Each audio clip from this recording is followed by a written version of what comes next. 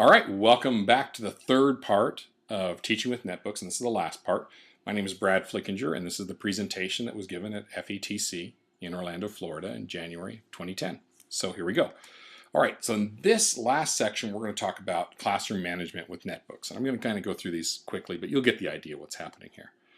All right, so the first thing that we had to do is we needed student contracts. And I've got a copy of this on the website here, teachingwithnetbooks.com. But basically, we had to have something in writing that the student signed and the parent signed, so we are all on the same page with regards to how these netbooks are and what the rules are with them and those type of things. So that was kind of key to number one of us starting out.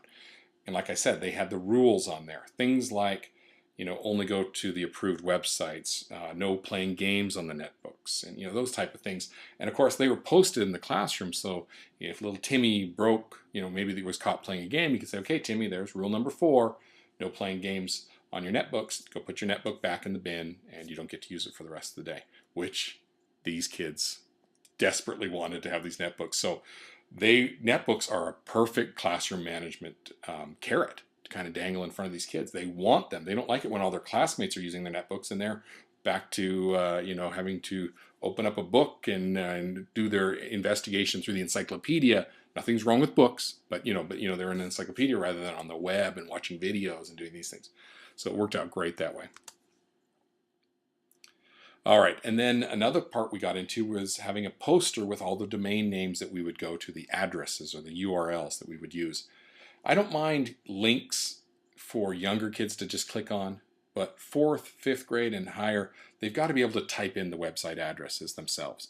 Because this is what we found. We found kids that had used a district email account for years would then go to a non-district computer like at home and not be able to check their email. That's what they'd be telling their teacher, I can't check it at home.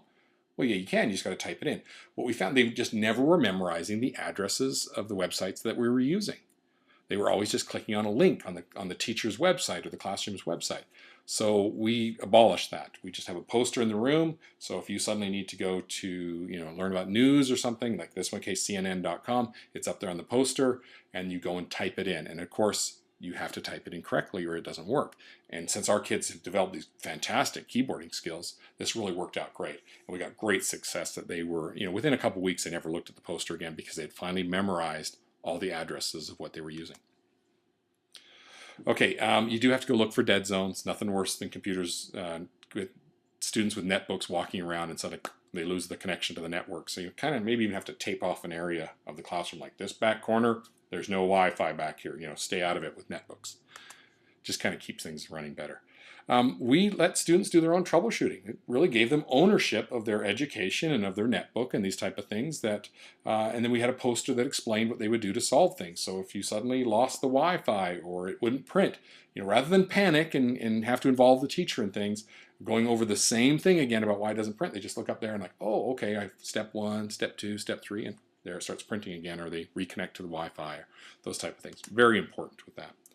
And then finally on this part, we let the students do their own maintenance on their netbooks. This also added to their ownership of taking care of something that they are responsible with at work and even at school. And I think this is very important for students to learn how to do this, so that when they have their own computers and iPods and these type of things, they clean it off, they brush out all the little crumbs and stuff, they make sure nothing is damaged, and and they follow a little checklist. And once a month they would clean out these netbooks. And sometimes they would report like, oh, my little rubber foot is missing from the bottom.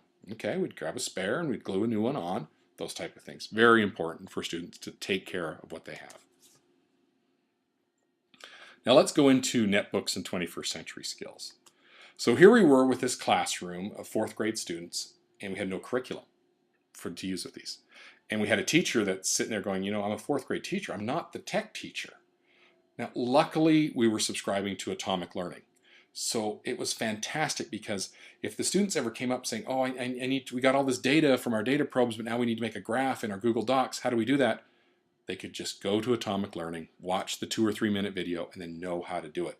It relieved the teacher of such pressure to not have to take that stuff on. Now into 21st century skills. So we go to Atomic Learning and they have a section on 21st century skill lessons. And so we picked, I think, like the first one on there, What's for Breakfast it was called, and it said it was for our age range, and so we just started up, and they start to learn about the importance of breakfast, and breakfasts are different for students around the world. Some students, this and that, and also it's important what they have for breakfast. So these girls right now, as part of creativity and innovation, are using a little video camera, and they're reflecting back upon what they'd had for breakfast that morning and how they're feeling right then. So if it was a big bowl full of Captain Crunch, are you coming down from a sugar high? These type of things. And they're just doing a little reflection piece that then will just load into their little netbooks later on. Communication, collaboration, they got connected through ePals to a school down in Costa Rica, and they picked Costa Rica because it's in the exact same time zone that they are in. So if it's 1 o'clock in the afternoon in this school, it's 1 o'clock in the afternoon in that school. And so here they are discussing back and forth their breakfast things. So they found out the little Costa Rican kids are having beans and rice for breakfast and these type of things. And so they're comparing their bacon and eggs, pancakes. It's great that they were learning back and forth through this little video chat what these other students were doing.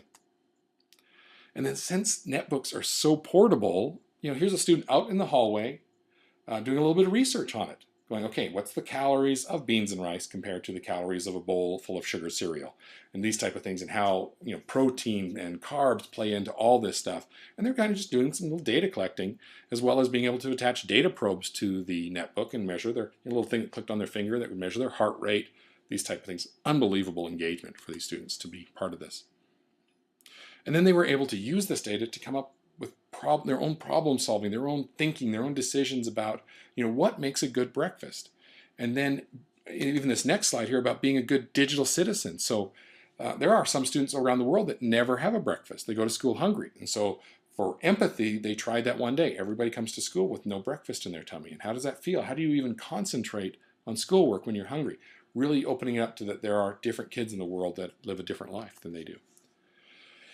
And of course, the last, I don't have a slide for it, but the last of the 21st century skills is the technology operations and concepts, which really is just them using the netbooks and learning how to use the video editing and the podcasting and those type of things.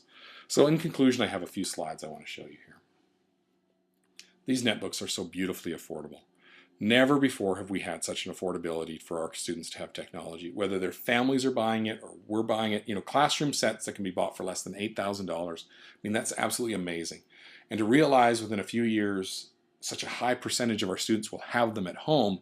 As districts, we've got to catch up with that and say, let's allow students to bring these devices to school. So we might have like 8 different varieties of netbooks in there, but they all basically work the same way. They can all do research. They can all use Google Docs together, those type of things. It's just unbelievable. The affordability is just great. And the engagement. We talk about students being bored in our classrooms currently.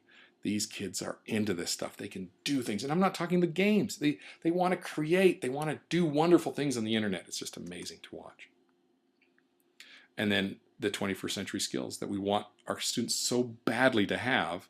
You put a netbook in front of them and you put it with the right kind of environment where you're the right kind of lessons and you've adapted your lessons to be incorporating netbooks into them, they will just develop those skills so amazingly in front of you. It's something else to watch, that's for sure. And then finally, it makes the classroom easier. Netbooks really are a powerful classroom management tool. They free up time for the teacher to be able to work one-on-one with other students or small groups, because you look around and the other students are all engaged in what they're doing. They're working, they're doing the great things.